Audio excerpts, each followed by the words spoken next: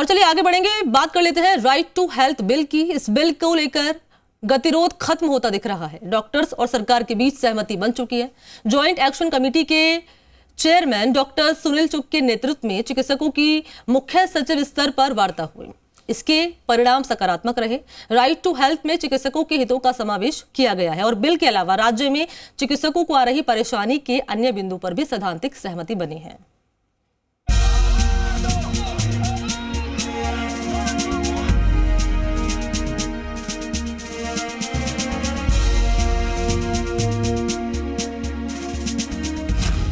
Right to health bill पर उलझन दूर, डॉक्टर्स और सरकार के बीच सहमति। राइट टू हेल्थ बिल को लेकर डॉक्टरों और सरकार के बीच मतभेद सुलझते हुए दिख रहे हैं। मुख्यमंत्री अशोक गहलोत के निर्देश के बाद ज्वाइंट एक्शन कमेटी की मीटिंग में कई मुद्दों पर सहमति बन गई है। मुख्य सचिव उषा शर्मा के साथ ज्वाइंट एक्शन कमेटी के चेयरमैन डॉक्टर सुनील चुग की अगुवाई में वार्ता हुई, जिसका परिणाम भी सामने है। कमेटी ने राइट टू हेल्थ विधेयक में डॉक्टरों के हित का समावेश किया गया है।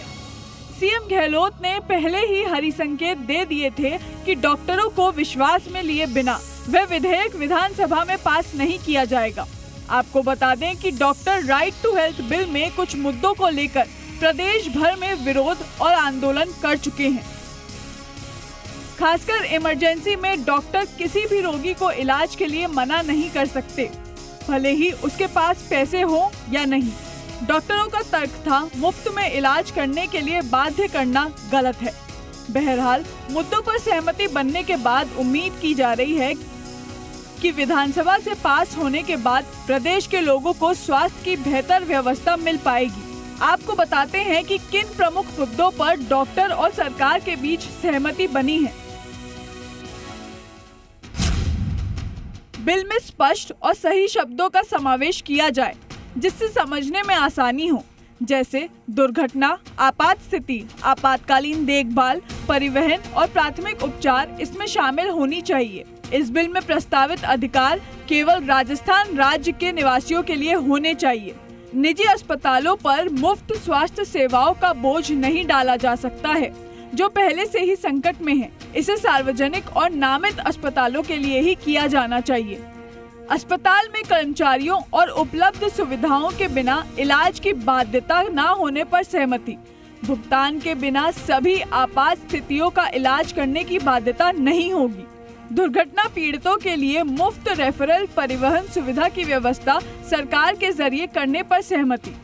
दुर्घटना पीड़ितों के लिए मुफ्त इलाज के लिए उचित शुल्क पुनर्भुगतान प्रक्रिया पर सहमति।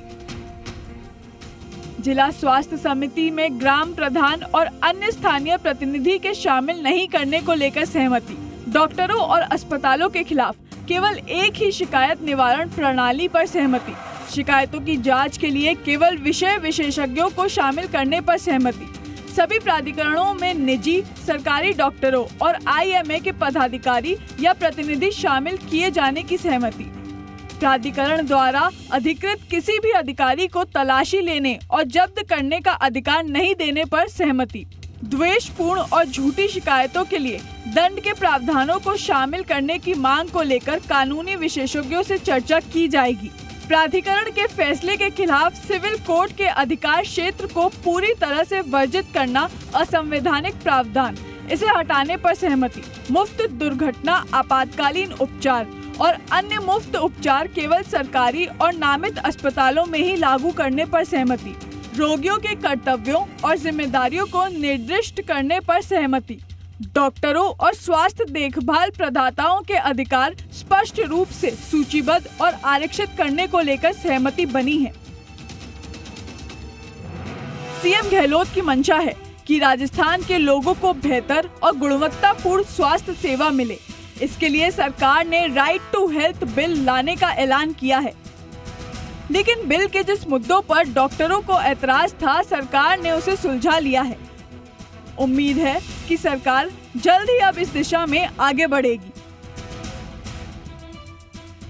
आशुतोष शर्मा, जी मीडिया, जयपुर।